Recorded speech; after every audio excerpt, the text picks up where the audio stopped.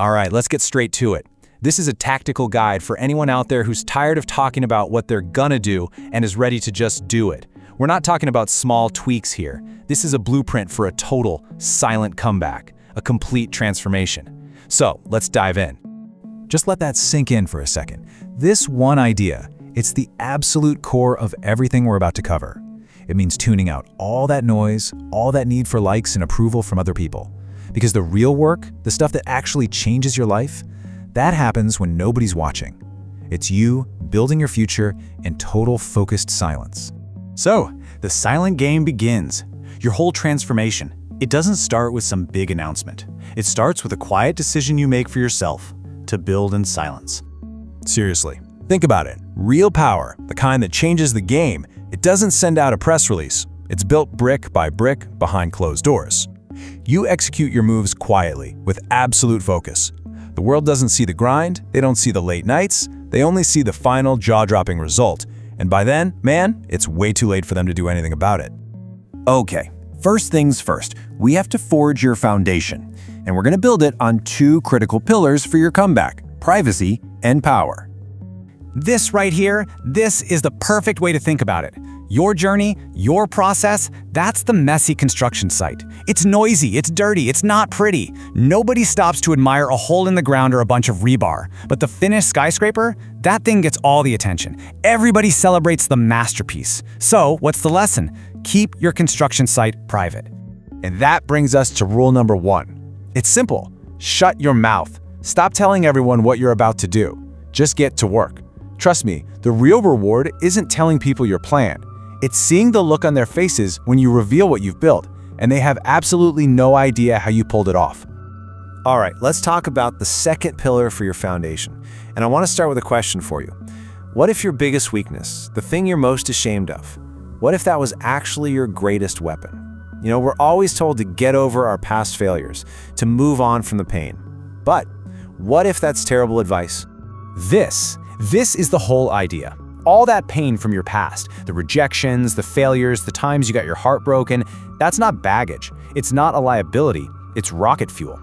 It is the most powerful, high-octane energy source you will ever have. You just have to learn how to ignite it. So how does this actually work? Well, when you go through a huge setback, it creates this raw, intense energy inside you. Now, most people just let that energy curdle into sadness or regret, but not you. The winners, the ones who make these massive comebacks, they see that pain as a resource. It's temporary, yeah, but it's incredibly powerful. They take all that hurt and they channel it. They pour it directly into their work, and it creates this unstoppable momentum. All right, your foundation is solid. Now it's time to build the engine. This is the machine that's going to power you forward day in, day out. And we're focusing on the daily habits for your two most critical resources, your time and your mind. Let's talk about your time. And I'm just going to say it flat out. Your 24 hours have a leak. Right now, as you're listening to this, think of your day like a pipeline carrying your most precious resource. For almost everyone, that pipeline is riddled with tiny holes, and your potential is just dripping away, second by second.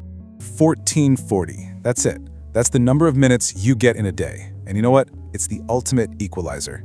Elon Musk gets 1440, you get 1440, the person down the street gets 1440. The only thing separating huge success from total stagnation is what you do with those minutes. And if you're a young professional, I bet these look familiar. That just for a second scroll on social media that somehow eats an hour of your life, right? Or the constant ding, ding, ding of notifications that completely shatters your focus. And the worst one? Saying yes to every little request, every pointless meeting that has nothing to do with your real goals. These aren't small things. They add up to hours of your life gone every single day. So here's rule number 3, and it's dead simple. You have to account for every single minute. I'm going to challenge you. For 1 week, just one, track your time. Write down where it's all going, because you can't plug the leaks if you don't even know where they are. I promise you, this one exercise will completely change the way you see your day. Okay, we've tackled time. Now let's move on to your single most powerful weapon, your mind. And our last rule is built around this one fascinating question. Can your brain actually tell the difference between something you vividly imagine and something that's really happening? The answer is going to surprise you. It's no, not really. Don't believe me? Let's try a little experiment right now. Close your eyes if you can. I want you to imagine your absolute favorite meal. See it right there in front of you. Smell it. Imagine picking up your fork and taking that first perfect bite. Feel the texture, the taste. What's happening in your body right now? I'm willing to bet your mouth is watering. That's a physical reaction to a thought. Your body is reacting like the food is really there. And that, my friends, is visualization in a nutshell. It's a hack. Because your brain can't really tell the difference between a real memory and a super detailed imaginary one, you can literally pre-program it for success. You're feeding it the memories of your future wins before they even happen. It's like giving it a cheat sheet. So here it is, rule number 4. It's your 10-minute mind reprogram. That's all it takes, 10 minutes a day. In the morning, for 5 minutes, as soon as you wake up, you visualize the process. You see yourself crushing the hard work, focused and energized. Then, at night, right before you sleep, you spend 5 minutes visualizing the result. You see the goal achieved. You feel what it feels like to win. The morning wires you for action. The evening wires you for ambition. All right, the foundation is set. The engine is built. Your blueprint is now complete. There's nothing left to do but execute. So let's lock this in. Here is your comeback blueprint. 1. Work in silence. Let your success make all the noise. 2. Turn your pain into power. It is your fuel. 3. Master your 1,440 minutes. Track them, own them. And 4. Reprogram your mind for 10 minutes every single day. I want to leave you with one last really powerful thought. In ancient Sanskrit, there's this word Tathastu. It basically means, so be it. And the idea is that the universe doesn't judge your thoughts, it just agrees with them. It gives them a stamp of approval. So if you're constantly thinking, I can't do this, the universe replies, Tathastu, so be it. But if your deepest thought is, I will do this, the universe gives you the exact same answer. So be it.